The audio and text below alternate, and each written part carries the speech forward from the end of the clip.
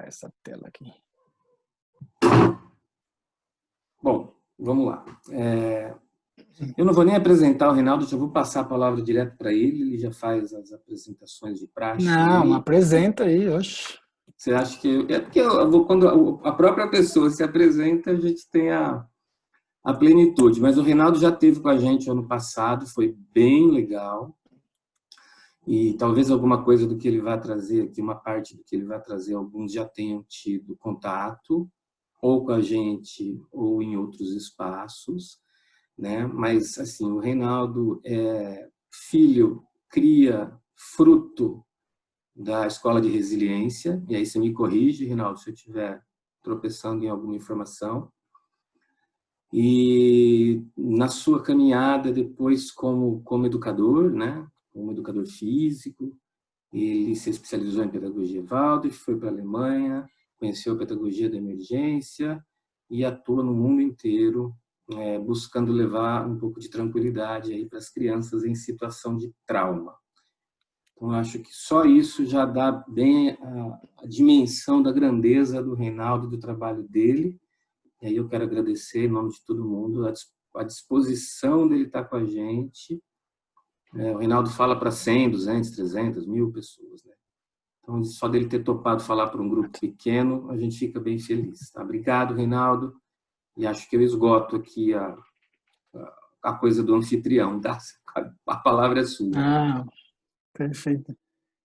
Você só já gerou nesse negócio de falar para 100, 200 pessoas. Eu gosto de falar como se fosse assim mesmo, na sala de casa, com os amigos. E é por isso mesmo, sabe? Porque quando a gente começa a falar sobre trauma, assim, é impressionante como muda todos os dias, assim, todas as vezes que sai uma nova literatura, todas as vezes que sai uma nova reportagem, a gente percebe como é algo realmente complexo. Então, assim, muito bom saber que muitos de vocês estiveram da última vez que eu fui em Bauru, que foi uma grande alegria para mim, para ver como, assim, não é que muitas coisas mudaram, mas muitas coisas a gente pode olhar agora com outros olhos, né? Então, eu estudo bastante trauma, e às vezes acho que isso até é traumatizante, porque, nossa, é muita coisa, mas por outro lado é muito legal, porque quando você vê algumas coisas, você entende mais rápido, né? E não sofre tanto, você sabe como agir. E, e foi pensando nisso que eu trouxe de novo um pouquinho da história da pedagogia de emergência, para a gente relembrar isso. Então, esse é o professor Bernd Huff, foi ele que escreveu também o livro que a gente tem mais usado, que é o Destroços e Traumas. E é uma pessoa super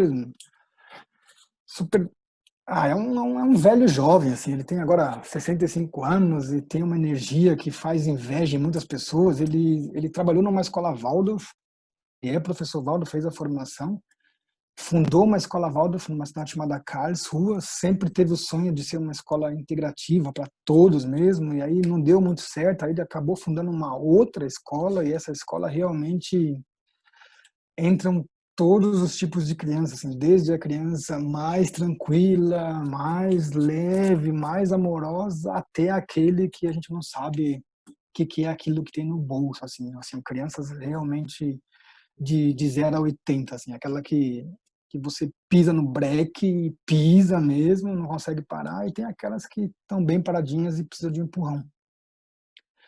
E eu conheci o Bernd em 2006. Eu fui para a Alemanha com alunos da Monte Azul, onde eu trabalhava como educador de alunos de 15 a 18 anos.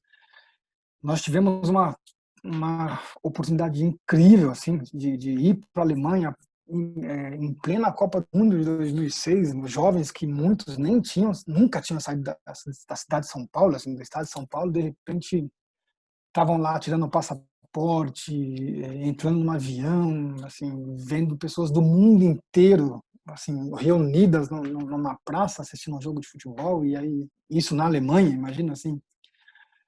Para mim era impressionante, porque eu via lá franceses abraçando alemães, holandeses abraçando alemães, e quem estuda a história sabe que nem sempre foi assim. Mas foi um momento lindo. E uma dessas alunas caiu de bicicleta, se machucou pra caramba, foi parar no hospital, assim, toda ralada, quebrou 2 dentes. e o professor Ben foi lá. E ele chegou assim, trazendo a cuidar dela, assim, e deu tudo certo mesmo, foi impressionante. E aí, nesse mesmo evento, nós tínhamos jovens do Líbano e de Israel, quando estourou uma guerra lá, entre esses dois países, e os jovens de Israel foram embora, assim, a impressão que dava é que não estava tendo nada lá, porque eles foram embora, tranquilos, e os jovens do Líbano não podiam voltar para casa, não tinha como voltar. E eu lembro como se fosse hoje, porque eu tinha 17 jovens e na hora de voltar para o Brasil, depois que acabou o congresso, 3 jovens, 3 meninas tiveram que ficar na Alemanha. E eu decidi ficar com elas porque elas não falavam alemão, nem inglês, nada. E eu, como era o responsável, me senti na obrigação de ficar. E nós ficamos 2 dias a mais e elas sofreram muito, assim, nossa, agora acabou o congresso, a gente fica meio assim largado, eu quero voltar para casa. E esse grupo do Líbano ficou assim mais de 30 dias. Eu fiquei pensando, caramba, se 2, 3 dias foi demais para essas pessoas que estão bem, imagina para esses jovens que ainda tinham algumas deficiências.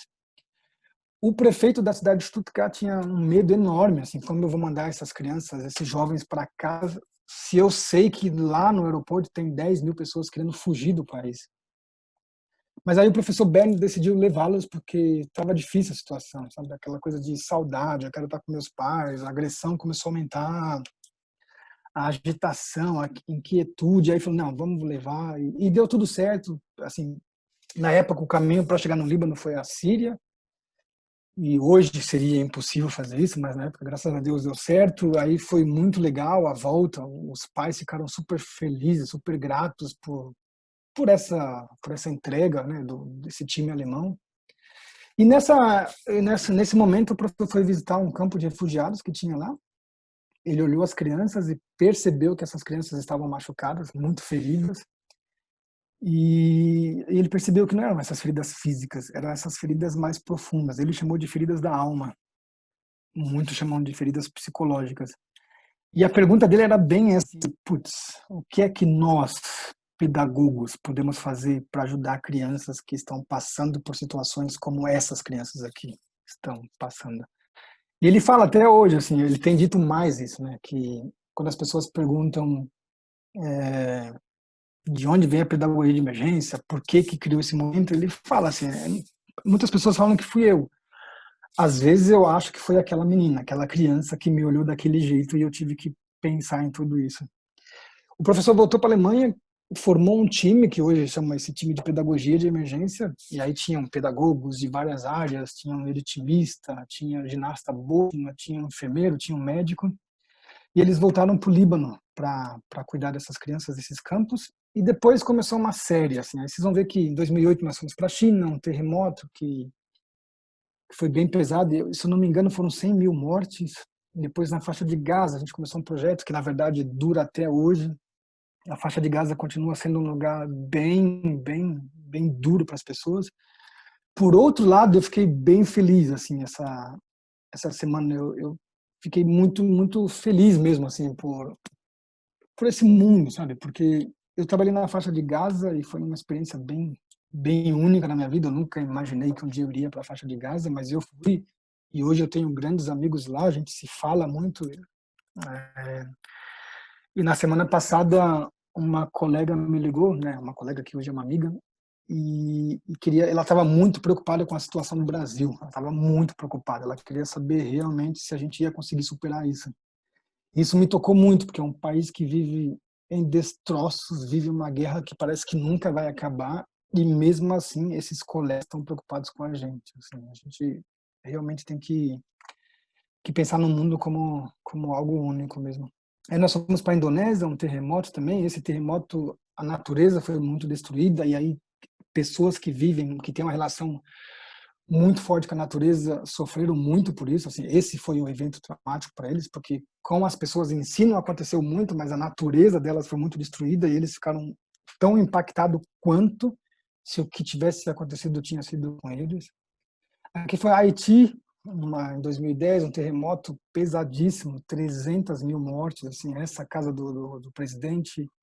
Mas eu gosto muito dessa foto, porque para uma criança fazer isso para uma criança subir no ombro de um professor e falar anda, ela tem que ter essa confiança de novo no educador, na pessoa, no adulto. Aqui no Quirguistão, uma guerra civil bem pesada, jovens que se machucavam muito, brigavam muito, assim, não gostava do outro e demorou um tempo até a gente conseguir realmente trabalhar com eles, mas depois foi ficando bem bonito, bem harmonioso, fazendo essas são as fotos bem bonitinhas quando a gente conseguiu, não foi sempre assim. Japão, né? E maremoto, tsunami, Fukushima, também foi bem pesado. Histórias de professores assim bem tristes que eu lembro de um professor falando que eles estudam muito, sabem ler, assim, a sirene toca, todo mundo vai para o ponto de encontro, todo mundo sabe o que fazer, e aí nesse dia a sirene tocou, todo mundo subiu para onde tinha que subir, ele não conseguiu subir, e aí quando veio as ondas, as crianças que subiram morreram, assim, para ele foi muito difícil, assim, o que que eu fiz de errado? Eu fiz tudo que me ensinaram e mesmo assim não deu certo. Quênia, para mim foi um momento bem marcante, porque foi a primeira vez que eu estava num campo de refugiados, assim, enorme, mais de 80 mil pessoas, hoje já são quase 300 mil pessoas, e eu aprendi muito no Quênia, porque eu lembro que eu saí daqui, né, eu tinha era assim, eu fui para lá em janeiro e então como presente de Natal, alguns amigos, alguns familiares estavam meio chateados comigo porque eu só estava usando camiseta de organizações, assim, parecia o homem propaganda das ONGs. Então eu tinha camisa da Monte Azul, do Pequeno Príncipe, da Arco, da Guarnambi, tinha, só andava assim. E as pessoas, não, pô, você também precisa ser normal, tira esse uniforme de vez em quando. Aí eu ganhei várias camisetas, mas eu acabei levando todas pro Quênia, queria doar lá.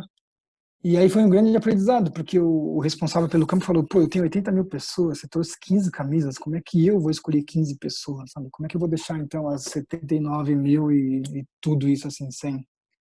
Aí eu pensei, caramba, é verdade, como é que a gente faz, né? Assim, não dá pra, assim, não é assim que funciona, foi bem especial esse momento. Aí nós voltamos pra China, Kurdistão, Iraque, foi aquela história que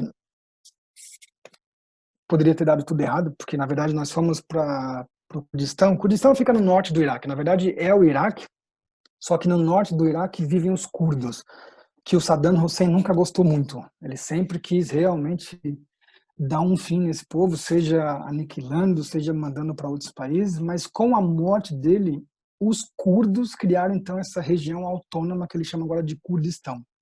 Mas o passaporte deles continua ainda sendo o passaporte iraquiano. E a gente foi para lá para estar com os refugiados da Síria, mas quando nós chegamos em 2013, o Estado Islâmico também chegou. E o Estado Islâmico expulsou mais ou menos 1 milhão de pessoas de uma etnia chamada Yazidis. E a gente acabou trabalhando com eles, porque são mais, agora acho que 800 mil pessoas que estão lá ainda, que não conseguiram voltar para casa. Porque o Estado Islâmico, eles têm uma, eles têm uma mania, assim, eles têm um jeito de trabalhar que é bem, eu diria, bem chato, para não falar outra coisa. Então, eles invadem, querem assumir tudo, mas quando eles percebem que não vão ganhar, eles são expulsos, mas antes de ir embora, eles destroem tudo. E aí destroem tudo, jogam minas, lançam não sei o quê. Então, é difícil voltar, porque é muito perigoso voltar, porque você não sabe o que eles fizeram. Não é que eles só destroem, eles também colocam coisas lá que podem explodir a qualquer momento. Bósnia foi uma grande enchente que desenterrou várias minas por causa da guerra que eles tiveram, e aí as crianças não podiam ir para as escolas porque poderiam pisar nisso. Filipinas foi um tufão que passou lá, na época, esse era o Haiyan, destruiu, da cidade que nós fomos trabalhar, 80% ficou destruído.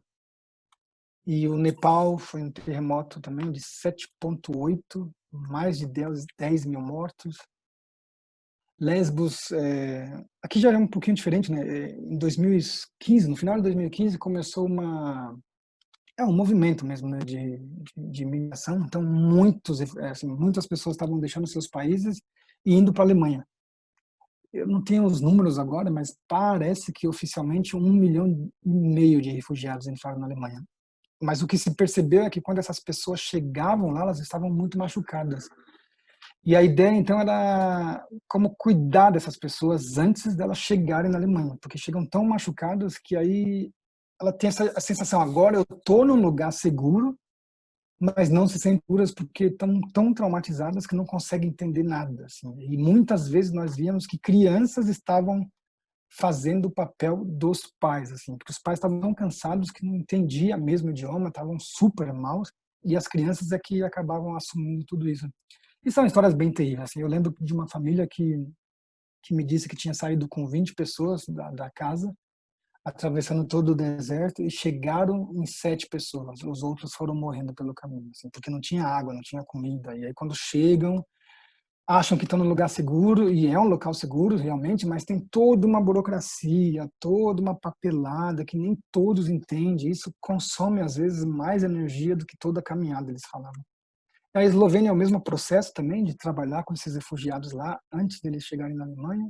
Paris foi um ataque terrorista e muitos professores não sabiam lidar com os alunos, porque os alunos começavam a falar as frases que os terroristas falavam. E aí depois você percebeu que esses alunos estavam falando isso por medo, né? Então eles queriam, assim, não sabiam como reagir. E de vez em quando as brincadeiras saíam dessa forma, falando aquilo que os terroristas falavam. E Bruxelas também, vários ataques terroristas. Equador foi um terremoto, também de 7,8, graças a Deus, somente 2.000 mortes. Para nós, aqui da América do Sul, foi um momento bem especial, porque 70% do time da pedagogia de emergência que estava nesse local eram pessoas da América do Sul. Então, nós tínhamos colombianos, brasileiros, argentinos, chilenos. Isso foi bem legal. E aí tinham 3 alemães. E o idioma dessa intervenção foi o portunhol. E também uma coisa bem bonita foi que o corpo de bombeiro da cidade participou do seminário. No começo eles achavam tudo muito estranho, assim, o que é isso, pedagogo, o que pedagogo entende de emergência? E no final eles pediram para entrar nas rodas, fizeram todas as rodas, inclusive queriam levar as massinhas para casa, porque eles acharam aquele negócio impressionante, como assim, esse negócio é duro, e a gente amassa, e a gente mexe com isso, a gente rasga isso, depois começa a ficar quente, e a gente começa a transformar isso. Eles ficaram super impressionados, e aí até a gente conseguiu uma doação para eles. Haiti, de novo, né, como se não bastasse o terremoto, depois teve uma grande enchente. Na Itália foram vários tremores, vários terremotos, e os professores pediram ajuda, assim, pô, assim, a gente entende, a gente sabe o que é terremoto, mas a gente percebe que as crianças estão mais abaladas do que nunca, assim, esse medo constante. E aí foi um trabalho bem bonito com os professores. Londres, assim, foram muitas viagens para lá por causa de ataques terroristas. Terremoto no México, né, foi 8,1, foi bem pesado, mas foi uma intervenção que a gente conseguiu trabalhar com muitas pessoas pelas parcerias com as escolas Waldorf que existem lá. Então a gente atingiu, assim, em um seminário tinham 300 professores da rede estadual daquela cidade, por exemplo. E isso até hoje é feito, muitas pessoas trabalham então com a pedagogia de emergência, a pedagogia do trauma. Bangladesh, 1 milhão de pessoas foram expulsas da Birmânia e ficaram numa situação assim barrenta mesmo, morando no barro, assim, eu não vi nenhuma favela no Brasil parecida com aquilo, assim. E o engraçado talvez não seja a palavra correta, mas o curioso é que a presidente desse país que expulsou essa etnia tinha ganhado o Prêmio Nobel da Paz, por exemplo, só para vocês entenderem como às vezes a gente não consegue entender as coisas. E aqui é um trabalho que a gente começou a fazer no Brasil, né? Aqui é Janaúba, Minas Gerais, aquela creche, né, Gente Inocente, onde o senhor responsável pela segurança colocou fogo na creche, muitas crianças morreram, as 2 professoras morreram, foi uma situação bem difícil. Inclusive hoje a ex-diretora da escola mandou uma mensagem agradecendo tudo que a gente fez por eles. Assim, ela hoje trabalha com crianças, não na mesma creche, mas com outras crianças. Na época ela estava pensando se continuaria ou não a fazer esse trabalho por causa de tudo que aconteceu, mas ela está super bem, está trabalhando ainda. E Bimirim é o Nordeste, assim, bem interiorzão de Pernambuco.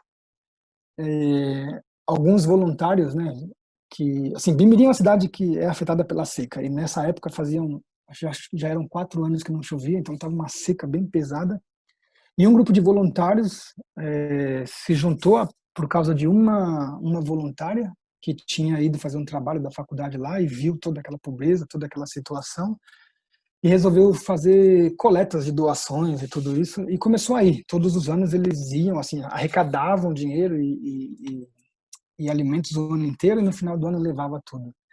E eles começaram a perceber que com as crianças era mais difícil o trabalho, assim. E aí eles participaram de um seminário de pedagogia de emergência e convidou a gente para ir lá, se a gente não poderia fazer um projeto com as crianças, um trabalho com as crianças. E foi muito legal, assim, foi bem especial. As crianças ficaram super felizes, os pais ficaram super felizes, porque eles falam assim, a gente fica preocupado com comida, fica preocupado com essas coisas que a gente tem que comer, como se isso não fosse importante. Lógico que é, né? Eles falam, eles entendem isso. Mas eles falam assim, aí a gente deixa as crianças largadas, a gente às vezes não olha para elas, não dá aquele carinho, e aí vem pessoas assim e brincam, e aí a gente vê as crianças sorrindo, a gente vê as crianças de novo dormindo bem, nossa, e foi bem bonito. Então a gente deixou muitos materiais lá, eles usam até hoje. Aqui foi na Filipinas, né? A gente sempre volta. Chega assim, novembro, dezembro, o pessoal, a gente já tem um time preparado, mas graças a Deus, assim como no Quênia, Filipinas também já tem um time local formado. Isso é bom falar. Filipinas, Quênia, Iraque, Gaza já são países que têm times de pedagogia de emergência formados e atuantes. Indonésia de novo, essa foi uma queimada florestal na Califórnia, a gente tem um time lá também que está aqui embaixo. Eu vou todos os anos, esse ano não vou por causa da pandemia, mas todos os anos a gente tem ido lá trabalhar com uma escola, Waldorf, dentro do espaço da prefeitura, um espaço público, e então eles também têm um time lá, e aí nessa queimada a gente foi todo mundo para lá.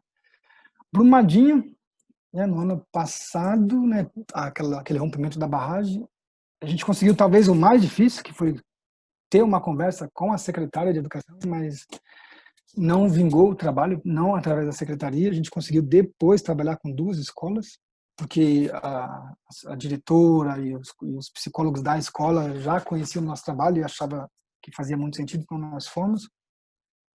Boa Vista e Pacaraima foi esse trabalho que a gente fez, na fronteira com a Venezuela. Então, é uma organização chamada Fraternidade Internacional, que tem a sede em Minas Gerais, foi fundada pelo Trigueirinho, muitas pessoas conhecem mais por esse nome. E essa organização é incrível, assim, eu tenho um respeito enorme por ela, porque eles dão as caras mesmo, vão, ficam. A Unicef na época falou, pô, a gente tem que trabalhar com vocês, porque quando começou chegaram muitas, e todos os dias uma embora, no final das contas só vocês ficaram. Então, falem pra gente o que é que vocês precisam. E num desses projetos eles então convidaram a pedagogia de emergência, a gente fez um trabalho com 150 professores, né, os 150 professores que atuam com todas as crianças dos abrigos que tem lá. E para a gente foi bem bonito, porque quando a gente fez a avaliação, eles falaram, na avaliação aparecia assim, o maior problema foi vocês terem vindo tarde, e o segundo maior problema é vocês já irem embora depois de 5 dias. Então, mas o trabalho continua, né? A gente formou bastante gente, eles ainda continuam trabalhando. Moçambique e Zimbabue foram as últimas intervenções que nós fizemos antes da pandemia. E foi esses 2 países mais atingidos pelo ciclone que passou lá. No Moçambique era mais de 1 milhão, quase, não, acho que eram 2 milhões de pessoas que ficaram sem abrigos. A gente trabalhou com 2.000 crianças. E às vezes era engraçado, porque a gente chegava lá, a gente perguntava quantas crianças são? Umas 200. E aí quando a gente começava a formar a roda, a gente via assim, será que eles contam diferente da gente? Porque tinha 600, 700. Mas foi bem bonito, né? Moçambique, para mim, também foi muito mais tranquilo, porque eles falam português, então dava para cantar as músicas do Brasil. Eles gostavam muito eles falam que o brasileiro tem dialeto, eles gostavam muito do dialeto brasileiro. E eu lembro que a gente estava formando 150 professores, aí eu ficava à noite pensando naquelas palavras, pô, mas será que eles vão entender essa palavra? Será que eles não falam desse jeito em português daqui? Aí eu começava a procurar as palavras e não sei o quê, e aí eu me esforçava, sabe, assim, daquele jeito, falar um pouco mais português de Portugal. E ninguém falava nada. E na avaliação eles pediram para falar, e assim, a gente queria agradecer o professor, o Reinaldo, porque nós vimos o quanto ele se esforçava para falar o português de Portugal, mas não precisava, porque aqui 70% das nossas telenovelas são do Brasil, e a gente fala português. Aí começou a falar beleza da hora. Mas aí, né, agora eu queria entrar numa parte mais assim, um pouquinho teórica. Viram que todos esses lugares onde nós fomos teve uma emergência muito grande, mas assim, mais em termos de guerras e catástrofes naturais. Mas a gente não pode esquecer, né, quais são as emergências que a gente enfrenta na nossa vida, e elas são muitas, assim, desde um acidente de trânsito até uma intervenção médica. Eu lembro de uma garota que foi pro dentista porque ela tinha um problema e aí na hora de ela teve que tomar anestesia geral e na hora que ela estava apagando, a última imagem que ficou para ela foram os pais dando risada. E ela voltou com essa imagem da cabeça que os pais estavam dando risada da cara dela. E a relação foi muito difícil, assim, demorou muito tempo para eles voltarem a conversar, terem uma relação boa. Mas quando decidiram conversar, foi essa explicação. No momento mais difícil da minha vida, vocês estavam dando risada da minha cara e os pais tiveram que explicar para ela que não, que no momento mais difícil da vida dela, eles estavam super felizes por terem conseguido o dinheiro para pagar aquela cirurgia que era muito cara. E aí começou de novo um entendimento.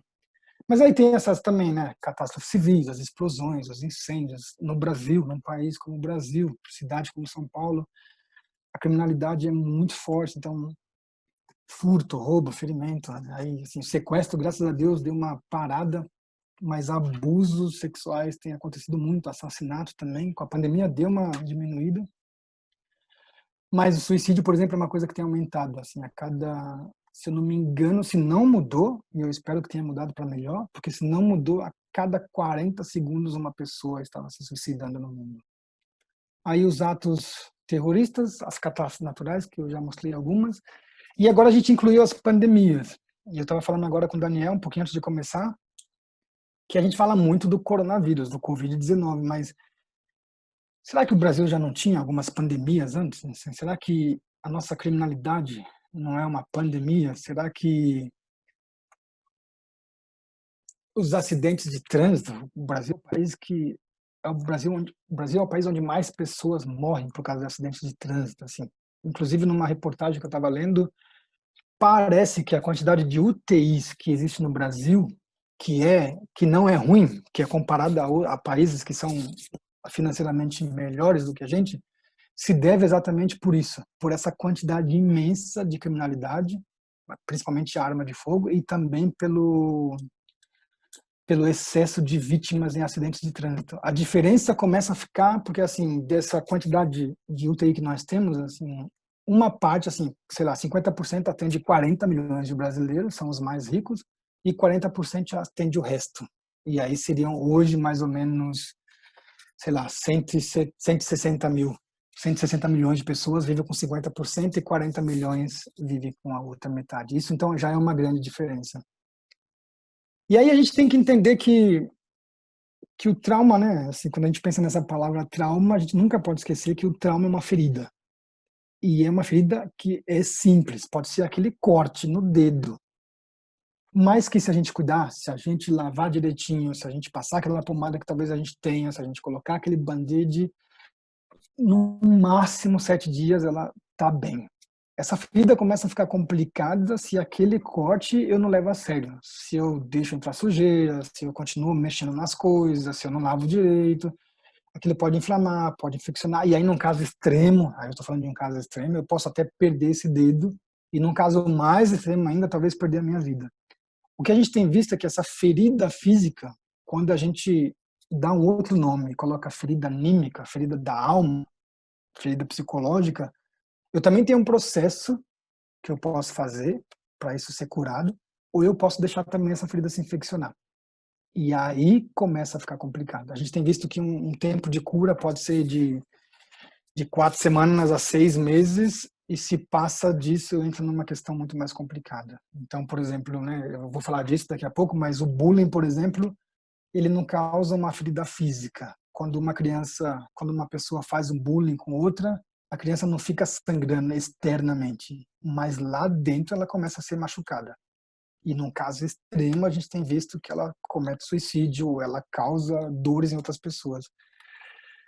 O outro que a gente tem visto, uma outra característica, é essa característica que o trauma tem de abalar os nossos ritmos. Assim, quando eu falo ritmo, é aquela coisa de dormir bem, de comer bem, de saber os horários das coisas, de saber como as coisas funcionam. A gente perde isso. Assim, muitos entram em estado de choque, trocam um dia pela noite, tomam café meia-noite, janta às 7 horas da manhã, perde todo esse ritmo.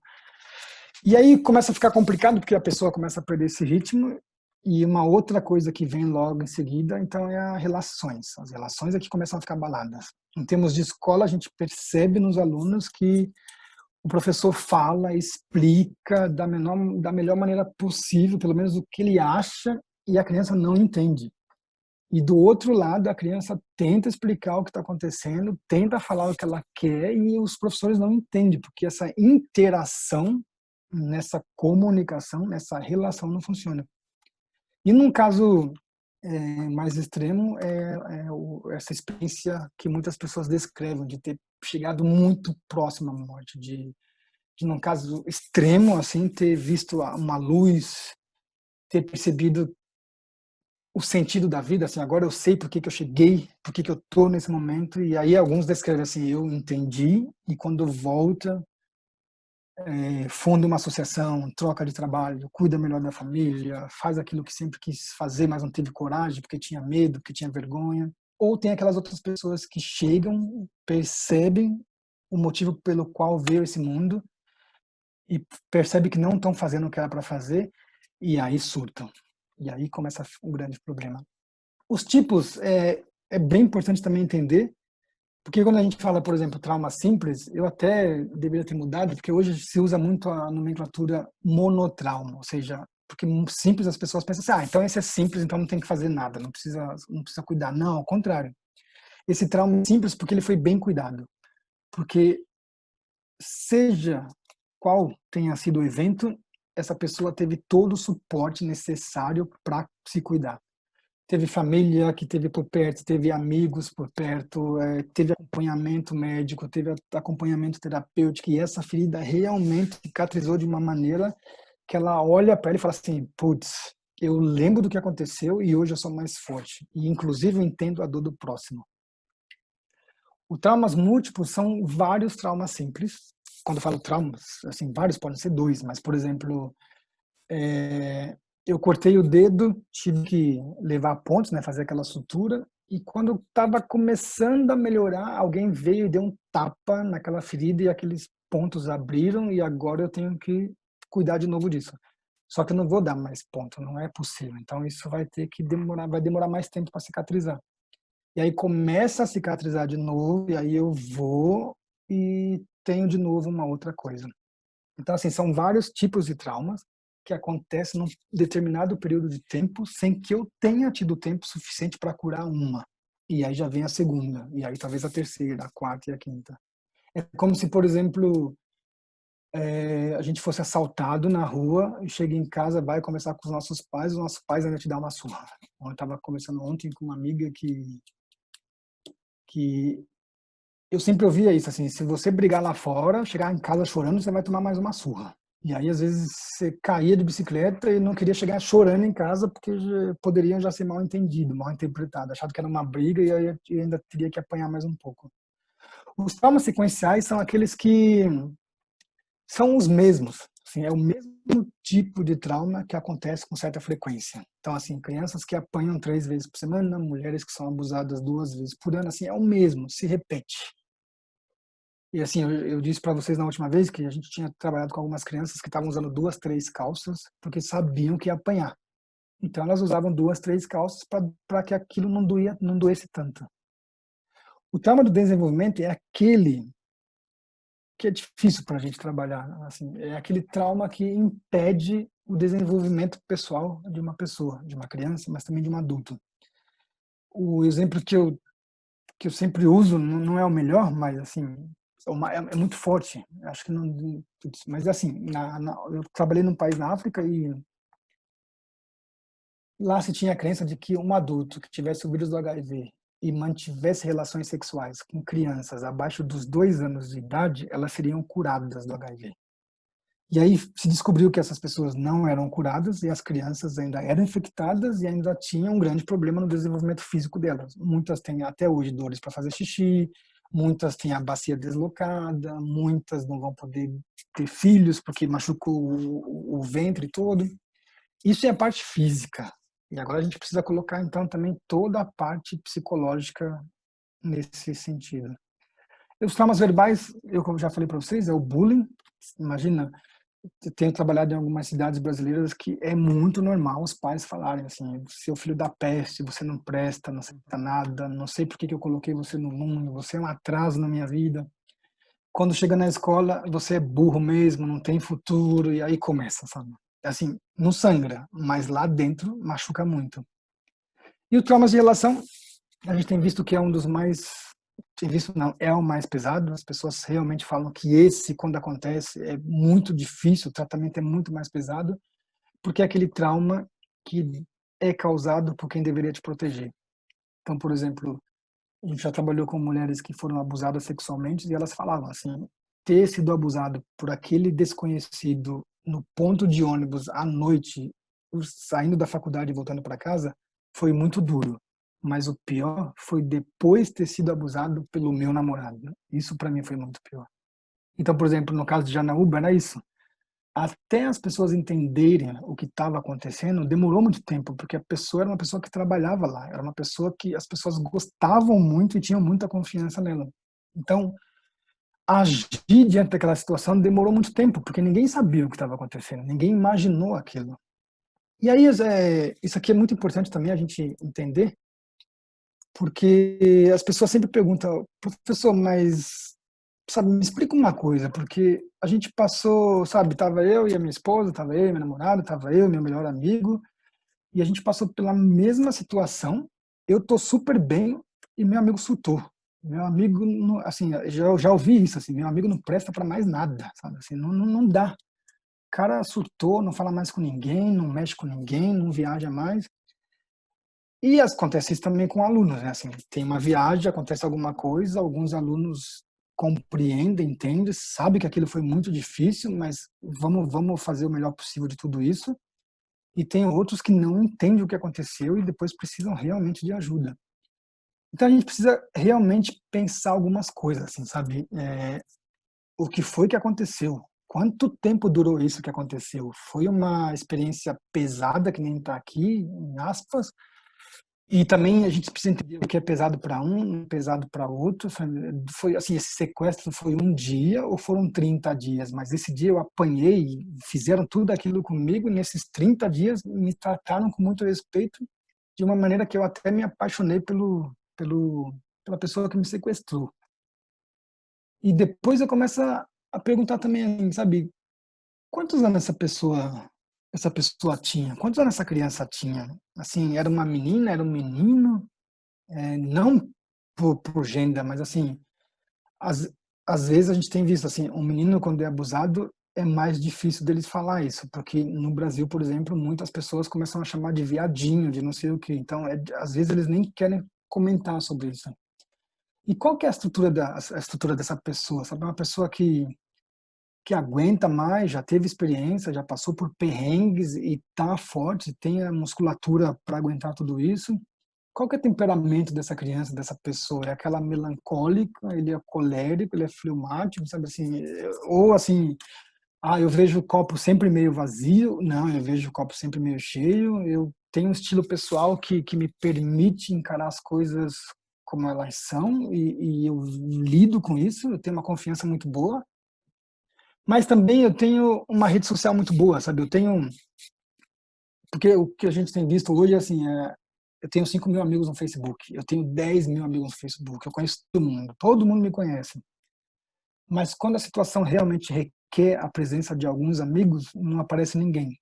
É aquele amigo do like. Tudo que você coloca, eu levanto o dedão, eu gosto de tudo, mas eu não vou participar nunca. Ou eu tenho só 5 amigos e quando eu preciso, esses cinco amigos estão lá revezando, estão comigo o tempo inteiro, estão cuidando de mim. Isso a gente precisa levar muito em conta.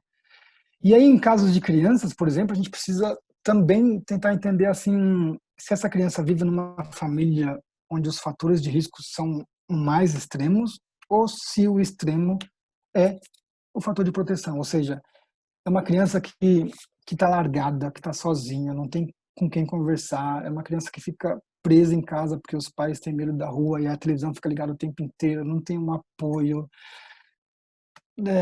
Desde pequeno já está vivenciando coisas bem difíceis. Por exemplo, a gente tem crianças que os pais são, que as mães são prostitutas e o local de trabalho muitas vezes é em casa, então a criança vê isso o tempo inteiro e acaba às vezes consumindo drogas, às vezes sem querer, porque está lá jogada, ela pega e usa. Ou se é uma criança que apesar de tudo, mesmo que talvez tenha que seja uma família mais pobre, uma família que não tenha tantas condições financeiras, mas que tá lá, sabe assim, a gente vai caminhar junto, eu cuido de você, a gente entende isso, a gente vai passear, a gente vai fazer um piquenique, a gente aconteceram coisas difíceis e eu tô com você, a gente vai fazer isso, a gente tem o nosso ritmo, a gente tem a nossa religiosidade, a gente tá junto. Isso faz uma diferença muito grande na vida das crianças, assim. A gente tem visto isso, acontece alguma coisa na escola, a criança já fala, não fala pro meu pai, não fala pro meu pai, porque senão ele vai me matar, ele vai me dar uma surra. E outras crianças falam assim, eu quero meu pai, eu quero minha mãe, porque eles vão me entender. A gente percebe já essa diferença. E aí, para terminar nessa parte, a gente precisa entender que tanto faz o que aconteça. Assim, às vezes uma coisa muito simples para uma pessoa pode ser uma catástrofe enorme e para outra pessoa às vezes não chega nem a ser um susto. Mas de qualquer maneira o que a gente precisa entender é que aconteça o que acontecer, pode ser que a gente entre em surto, entre numa fase de choque. Isso a gente chama de fase aguda. Alguns médicos, a maioria dos médicos chamam de transtorno do estresse agudo, chamam de TEA. A gente chama de fase aguda porque como a gente trabalha mais essa parte pedagógica, a gente dividiu assim para ficar mais fácil. Nessa fase aguda, apresenta assim, aparecem umas 40 reações, as mais conhecidas são aquela tremedeira, aquela suadeira, a dilatação das pupilas, a aceleração do coração, alguns fazem xixi, outros fazem cocô, outros ficam tensos, assim, é aquela coisa assim. Mas normalmente isso passa, sabe? Porque aquele barulho na floresta não era tudo isso também. E eu entendi. Aquela bananeira que se mexia de um jeito, parecia um fantasma, eu entendi que era uma bananeira. E aí isso passa, e se passou, a vida continua. Se não passa, entra uma outra fase, que a gente chama ali de reações, sintomas do estresse pós-traumático. Pode ser que eu comece a ter dificuldades para dormir, para comer, para me concentrar, para falar, eu tenho medo, eu tenho vergonha, eu começo a ficar muito triste, eu começo a ficar com muita raiva, muitas doenças psicossomáticas, eu tenho várias dores e os meus pais cuidam de mim, me levam, fazem todos os exames que precisam ser feitos e não aparece nada. Mas se a criança entende o que está acontecendo, se ela recebe a ajuda necessária, esses sintomas vão sumindo e normalmente vão embora mesmo, assim, tudo volta ao normal. Se não volta, aí a gente já começa a falar de distúrbios. E o mais famoso é o TEPT, que é o transtorno do estresse pós-traumático. E muitas consequências disso, então, os sintomas se transformando em doenças. Então, assim, a criança que tinha dor de cabeça começa a ter enxaqueca. A criança que tinha medo começa a ter agora síndrome do pânico. A criança que não conseguia comer pode virar então anoréxica. Aquela que come demais pode ficar obesa mórbida. Ou seja, cada sintoma, criança, por exemplo, bem típico também é crianças que apresentam dificuldade de respiração na segunda fase, pode ter asma na terceira. E aqui a gente já precisa entender, opa, sabe, eu, educador, tenho mais facilidade de trabalhar com crianças tristes, crianças que estejam com medo, porque eu sei pelo que elas passaram, mas a partir do momento que começa a virar depressão, síndrome do pânico, eu, como professor, posso pensar assim, ok, eu entendo o que aconteceu, eu sei o que aconteceu, eu fiz tudo isso até aqui e agora eu preciso de ajuda.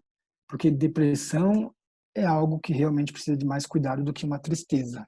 Síndrome do pânico é algo que precisa de mais cuidado do que a criança que está com medo. Imagina um transtorno da obsessão compulsiva também. Crianças que pedem para ir ao banheiro e aí começam a lavar a mão e não voltam mais para a sala de aula porque ficam lavando a mão o tempo inteiro.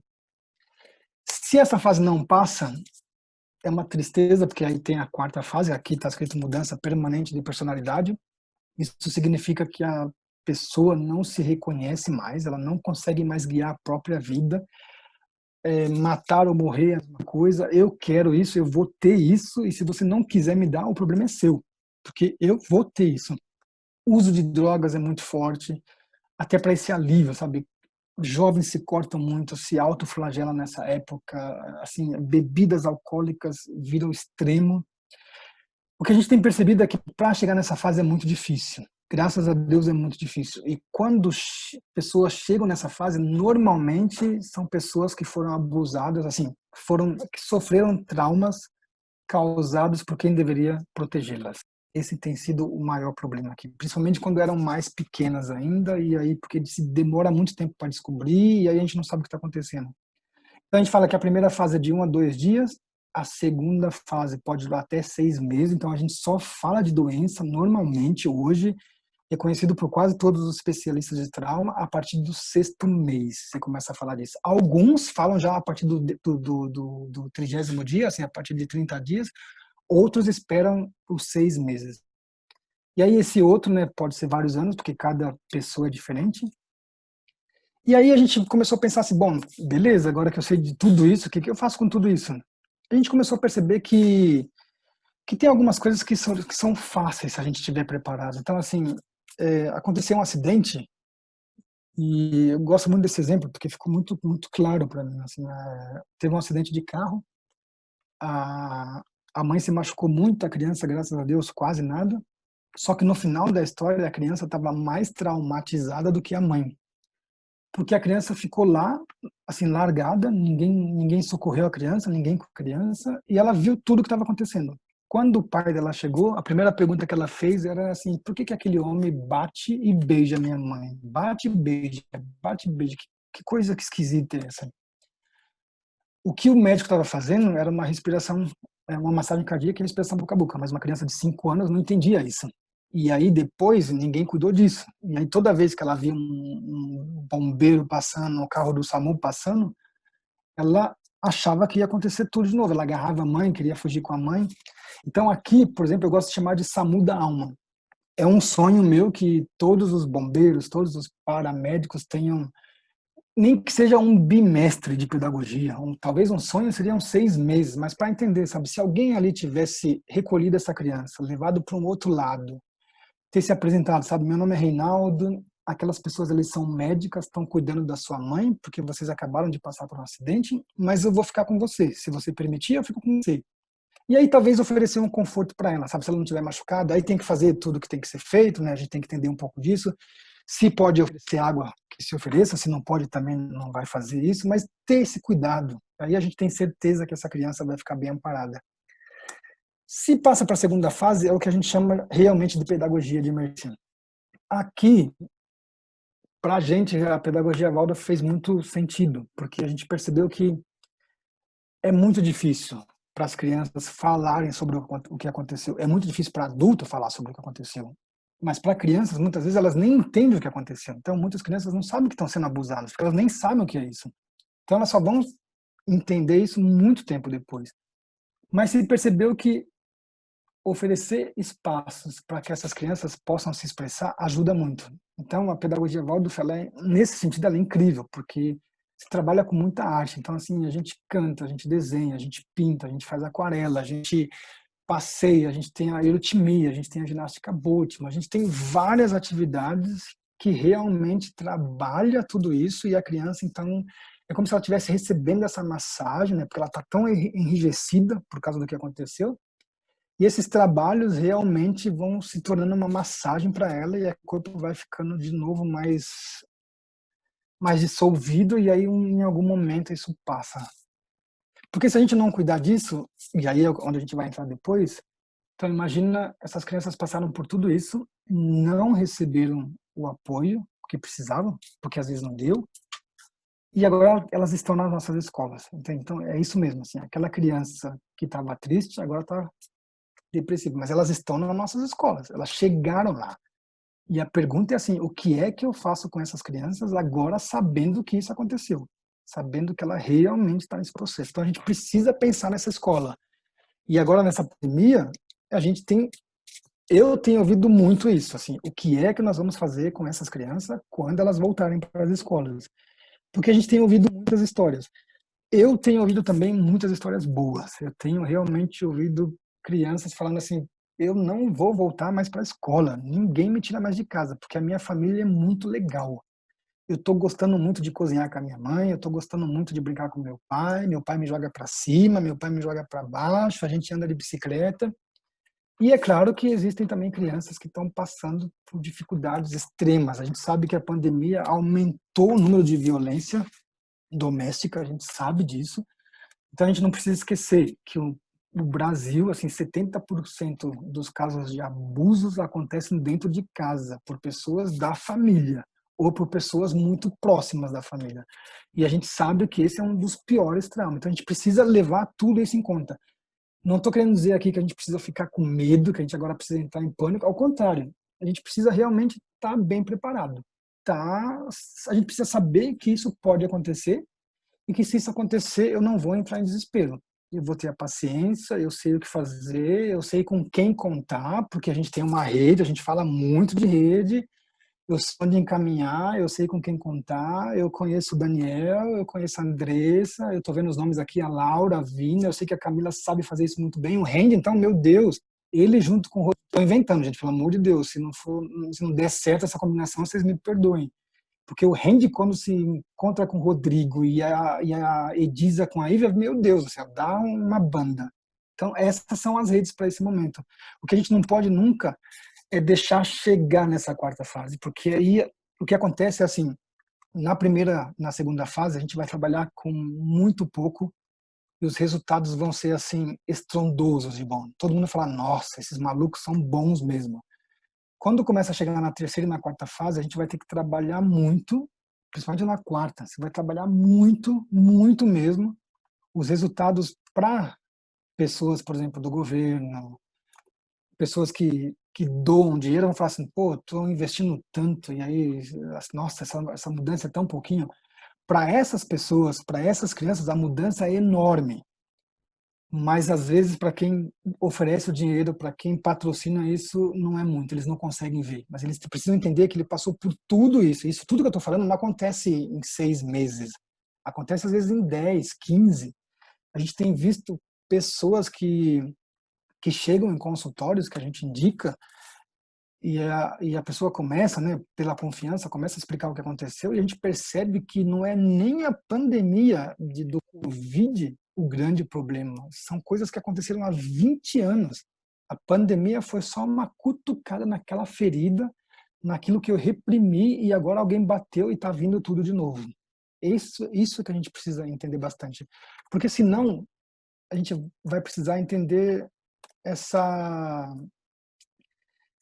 esse esqueminha aqui, sabe? Então, por exemplo, a linha verde é o que acontece, pelo menos em São Paulo. Eu imagino que Bauru seja um pouquinho mais tranquilo que São Paulo, mas a linha verde aqui, essa que sobe e desce, acontece muitas vezes. Assim, a gente passa por uns sustos, a gente vê muitas coisas. Eu sou uma pessoa nesse sentido muito sensível. Perto aqui de casa tem 4 moradores de ruas e toda vez que eu vejo essas pessoas, eu me pergunto assim, pô, a gente já está no meio de junho. Daqui a pouco vai chegar o julho, assim, o frio não chegou aqui ainda, Bauru eu já sei também que não. Como é que essas pessoas vão dormir com tudo isso? Entende? Assim, assalto o tempo inteiro, pessoas. E o triste é que no Brasil a gente fala assim: ah, você foi assaltado só uma vez, para de encher o saco, já foi assaltado 4. E eu tô super bem. E a pessoa fala do jeito bem agressivo, você fala assim: né, dá para ver que você tá super bem, por isso que você tá agressivo desse jeito.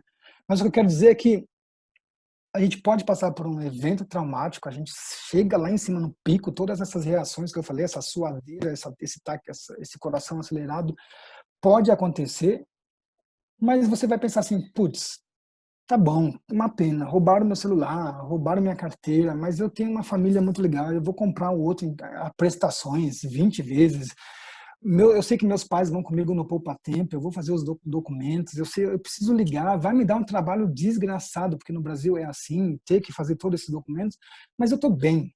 E aí você inspira, respira, solta tudo isso e as coisas vão ficar bem de novo.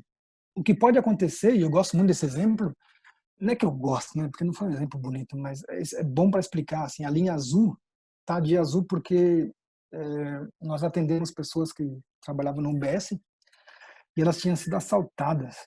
E um dos assaltantes tinha camisa azul. E ela ficou muito, assim, ela ficou pensando muito. Todas as vezes que ela via alguém de camisa azul, ela achava que podia ser essa pessoa. Então, assim, eles tiveram esse pico também. E aí, com o tempo, assim, as pessoas, algumas realmente saíram muito rápido da situação, outras foram trocadas de unidade, outras, não quero mais trabalhar com isso, não é para mim, e aí eu sei que eu vou ficar bem. E isso foi baixando. Só que para essa pessoa, ela reprimiu tudo isso e estava ali, assim, sabe? O marido sabia que tinha algumas coisas, sabia que tinha outras, mas imagina então, por exemplo, se essa pessoa, né, eu gosto muito de futebol, se essa pessoa fosse então agora, por exemplo, para um jogo de futebol entre Atlético Mineiro e Cruzeiro. Aí você entra no estádio, tem lá 20 mil torcedores do Cruzeiro com camisa azul gritando, entende o que pode acontecer com essa pessoa? É isso, volta tudo de novo. Um outro exemplo é de uma pessoa que se perdeu na floresta e aí deu de cara com uma onça, conseguiu sobreviver, assim, deu tudo certo. Só que todas as vezes que um gatinho passa por essa pessoa, ela surta. Para ela, de novo, é aquela onça chegando. E demorou muito tempo para entender que o problema era esse. Agora ela entendeu, ela está buscando um treinamento. Mas isso pode ser sempre isso, assim, pode sempre subir, descer, sobe, desce. Isso pode acontecer muito se a gente não cuidar. E o extremo é esse, é essa linha vermelha que acontece, o que acontece, e aí eu não recebo a ajuda necessária, o cuidado necessário. E aí, lá no fundo, sabe, lá na quarta fase que eu mostrei para vocês, o pior que pode acontecer, o extremo de tudo isso, é eu chegar na quarta fase e começar a fazer com os outros aquilo que foi feito comigo. E muitas vezes a gente tem visto que as pessoas realmente perdem o controle e tem dificuldade. Assim, muitas pessoas falam, putz, eu sei que está errado, eu sei que está errado, mas eu não consigo lidar com isso. E aí, às vezes, a pessoa entra no tratamento, é muito difícil esse tratamento, ela sofre demais com esse tratamento, porque você tem que fazer todo esse processo, e muitos não aguentam, muitos não querem mais o contato, muitos não conseguem o contato, não conseguem entrar no albergue, fogem o tempo inteiro, e aí é um momento bem mais complicado. E é pensando nisso, então, que a gente que eu tenho lidado muito com essas perguntas, assim, né? O Goethe, né, um escritor alemão bem famoso, que inspirou muito a antroposofia, Rudolf Steiner, ele fala que todos, em algum momento, vão se encontrar na situação de ter que ajudar o outro. E uma ajuda bem coerente, uma ajuda realmente eficaz, é quando um se une com o outro no momento certo. Assim, porque talvez eu não tenha essa condição, essa capacidade, mas eu sei que o outro tem. E se eu me junto com ele, a probabilidade de, de ajudar essa pessoa vai ser muito maior. Então, a pergunta que nós vamos entrar no... Daniel, você já pode me ajudar com a programação? Não sei se eu faço a pergunta agora ou depois. O que você acha? Não, tranquilo. Eu acho que a gente, você está encerrando a parte expositiva, né? Aí a gente Isso. traz a pergunta e aí a gente segue o que a gente tem feito, né? Dá um tempo aí de 10 minutos para as pessoas poderem Perfeito. tomar uma água. Enquanto isso, para que você não tenha um trauma conjugal, inclusive, você vai almoçar. Eu estou sabendo. Isso. Depois a gente volta para os grupos e com essa pergunta que você vai trazer agora. É isso. Perfeito. Eu ainda assim, se alguém ainda tem alguma pergunta, assim, sabe? Se alguém ainda acha assim, pô, eu preciso saber disso, senão eu não vou conseguir fazer xixi. Por favor, sintam-se à vontade, façam mesmo, assim, dá tempo, eu tô bem, assim, só preciso almoçar com a minha esposa, mas dá tudo certo. Não é que eu preciso, eu quero, né? Sim. De qualquer forma, acho que isso vem depois do grupo grande, né? Isso, tudo bem, é só porque eu acho bem importante, assim, na hora de fazer xixi tem que estar bem à vontade, não pode sair com esse aperto, não, tem que estar bem. É verdade. Se alguém quiser falar, pode levantar a mãozinha lá na ferramenta, gente. Uhum. Bom, então, Aqui tem a Ívia, né? A Ívia já levantou as mãos, a mão, Ívia. e acho que ela pode falar. A palavra. Olá, Reinaldo, boa tarde. Tudo bem, Ívia? Tudo bem, deixa eu ligar minha câmerazinha aqui. Boa tarde. Tem uma pergunta que eu fiquei bastante curiosa. Faz um tempo, uns 2 anos, que eu faço trabalho com pessoas em situação de refúgio, mas na academia, na verdade, né? Esse ano só que eu ia começar um trabalho numa ONG aqui em Bauru e Agudos, mas por causa da pandemia também não deu certo. Mas a minha curiosidade é para saber sobre a Acnur. Como que a Acnur, qual é a relação de vocês da pedagogia de emergência com a Acnur? Tem algum suporte? Como que funciona? Tem sim. Assim, por exemplo, no Quênia, o nosso grande parceiro era a Acnur. Na fronteira com a Venezuela também. Na maioria dos países onde tem um envolvimento, onde tem um trabalho com refugiados, a Acnur sempre é um dos grandes parceiros. E eles entendem muito bem o nosso trabalho. Assim, inclusive muitos trabalhadores da Acnur têm pedido para a gente formar os trabalhadores da Acnur. Que legal. Porque se fala muito sobre trauma, entende? É uma palavra que se usa muito, assim. Eu tenho visto crianças, estou sendo bem honesto, eu tenho visto crianças que elas falam assim, professor, eu estou traumatizada. Como você estuda o trauma, o coração já acelera. Você fala, ai meu Deus, o que será que aconteceu? E ela fala assim, não, minha mãe não me deu sucrilhos hoje de manhã. Sabe, eu vim para cá e não tive sucrilhos. Entendi. Aí você percebe, ai, que bom que é esse. Mas aí eles falaram assim, sabe, a gente não entende mesmo o trauma. A gente não sabe mesmo o que é trauma. Então, quando eles participam das nossas formações, eles ficam bem aliviados, porque eles falam, nossa, então dá para fazer muita coisa se a gente entende disso, entende? Porque, assim, não é todo mundo que é refugiado que é traumatizado. Tem situações difíceis, estão passando por uns perrengues, assim, mas tem umas pessoas que realmente são muito resilientes, são muito fortes. E se a gente entender isso, eu posso, inclusive, trabalhar com essas pessoas, entende? Sabe? Eu estava falando para o Daniel hoje, né, que um amigo mandou uma mensagem, ele está estudando muito comunicação não violenta, e é impressionante, ele escreveu uma coisa hoje que para mim faz muito sentido, sabe? Assim, mimimi é o nome dado à dor do outro, a dor do outro que não dói na gente. Entende? Se eu não entendo, e as pessoas falam assim, quer dizer que agora eu vou ter que passar por tudo isso para entender a dor do outro? Não, mas eu consigo usar e imaginar que perder a minha casa, que deixar o meu país, que morar numa barraca, que ter que comer aquilo que eles acham que agora é bom, sabe? Assim, ter pessoas, por exemplo, no Iraque, quem cuidava da segurança dos refugiados eram pessoas que tinham abusado das filhas deles. Entende? Então, todo dia você tinha que passar por ali e meio que falar, bom dia, senhor, boa tarde, senhor. Então, quando as pessoas entenderam o que tinha acontecido, já mudou um pouco, sabe? Assim, não, agora quem vai fazer a segurança são outras pessoas, porque não dá. Porque todo dia tem alguém cutucando a sua ferida, entende? Então, o trabalho com a Acnur tem sido muito importante para a gente, quando a gente vai para esses locais de refúgio. E com a Unicef também, com a ONU também. Assim, normalmente a gente é bem recebido por eles. A pedagogia Waldorf ela é reconhecida pela Unicef Uhum. e muitas pessoas têm falado muito bem da pedagogia de emergência, porque se entende que normalmente as primeiras pessoas que têm contato com crianças traumatizadas são os professores, porque são os professores que percebem uma grande mudança na vida dessas crianças, entende? Não é... E é o professor muitas vezes que encaminha. Então, quando esse trabalho do professor é muito bem feito, sabe? Quando eu tô falando assim, quando o relatório é muito bem escrito, o terapeuta tem mais facilidade de trabalhar. Porque em São Paulo, por exemplo, a média de horas que os alunos ficam com os professores são 8. E quando consegue uma terapia, é 1 hora por semana. Então, assim, se esses dois não trabalharem juntos, não vai dar muito certo, né? Então, tem sido bem tranquilo.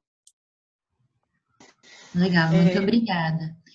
Só para esclarecer, o Dani colocou aqui, a Acnur é um órgão da ONU, né, que se chama Alto Comissariado das Nações Unidas para Refugiados, para quem desconhece.